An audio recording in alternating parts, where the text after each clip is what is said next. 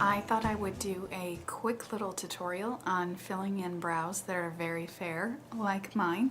You can see that I do have brow hairs, but they are almost invisible. They just kind of fade into my skin. So we can see kind of a before and after when I haven't done my brows and when I filled them in. It really, for me, makes a lot of difference.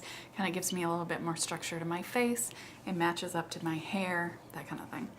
So if you are interested, please keep watching. So I kind of flop back and forth between what I like to do my brows with. For a while I was just using pencils. I've used the Anastasia Brow Wiz in medium ash. That was a good color for me. I liked it, but you don't get much product for your money, so it is a little expensive. I have also used the Maybelline Define-A-Brow. I think that might have been medium brown. Similar situation. I liked how it applied. It was one of those super skinny pencils, but I went through it really fast, so I didn't end up repurchasing that. And what I have right now is a Studio Gear Brow Defining Pencil, and I like that one a lot. The color is really good. It's very ashy. It's not too warm toned, and it's not too soft, not too hard. I also have a uemura hard formula brow pencil, and that one's in Seal Brown. I like the color, but it's so hard. It's too hard for me because I have a lot of kind of like loose skin up here. It's just a hassle to get on, and I feel like I have to press too hard, and it's just not very fun to use.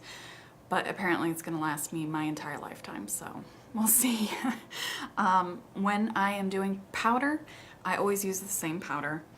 I just have this old Urban Decay matte powder shadow, and it's in Shakedown, and this was from the old line of matte shadows that they discontinued a while ago before they redesigned their packaging.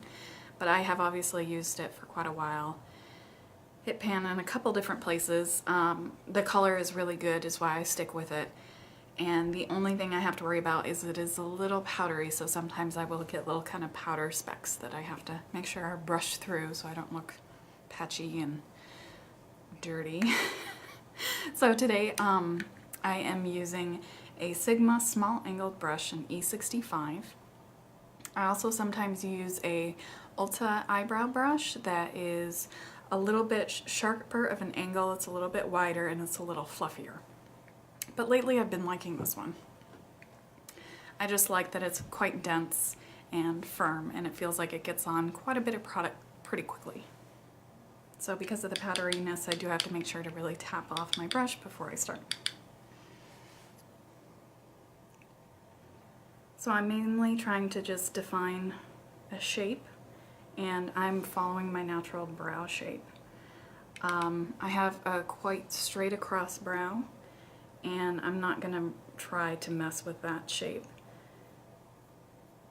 I'm just following where my actual brow hairs are and extending it out just a tad.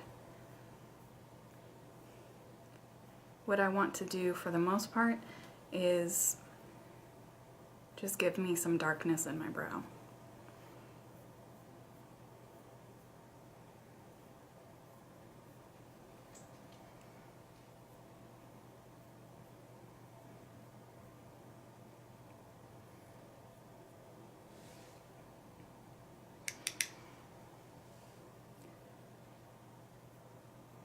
The only thing that I think can be really tricky about filling in your brows with a powder or a pencil is the front edge. Getting color on there, but not making it too drawn in looking. If it's too opaque and dark and solid, it can look kind of,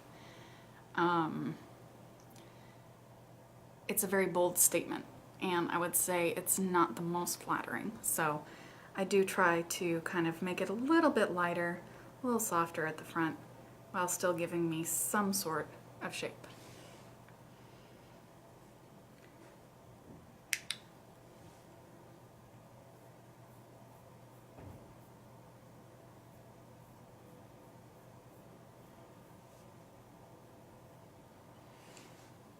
I also don't pluck my brows into any sort of shape.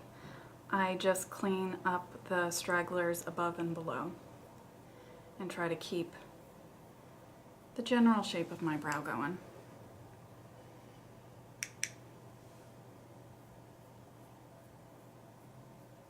I don't have a whole lot of hairs, so I don't really want to take any away.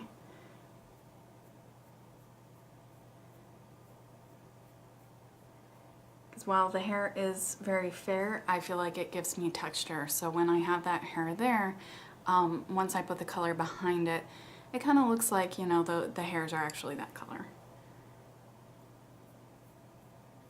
And I don't have to work so hard to kind of give that textured, real brow hair look.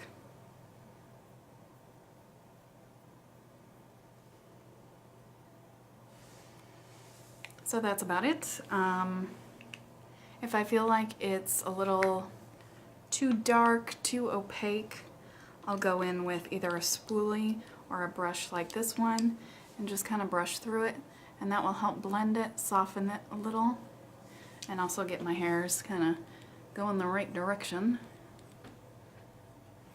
And then the last step, I just take a clear brow gel. This is the e.l.f. Wet Gloss Lash and Brow Clear Mascara. I'm actually using the mascara end because I have used up the brow gel end. And the clear mascara is a little bit more wet, so you just have to be careful that it doesn't get too like gelled looking, but I find it works perfectly fine.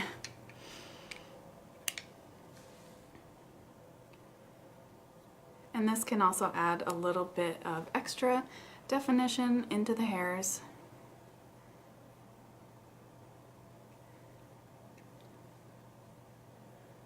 And help keep them from kind of falling down.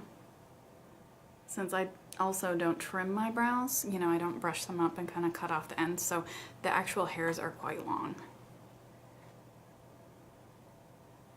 Again, it's just because I don't want to lose any brow volume.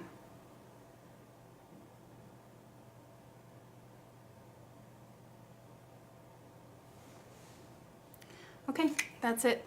So as you can see, it has kind of given me a little bit more life to my face. I look a little bit less washed out, and I don't even have any blush or lips on yet, but just adding the brows in really makes a difference, I find.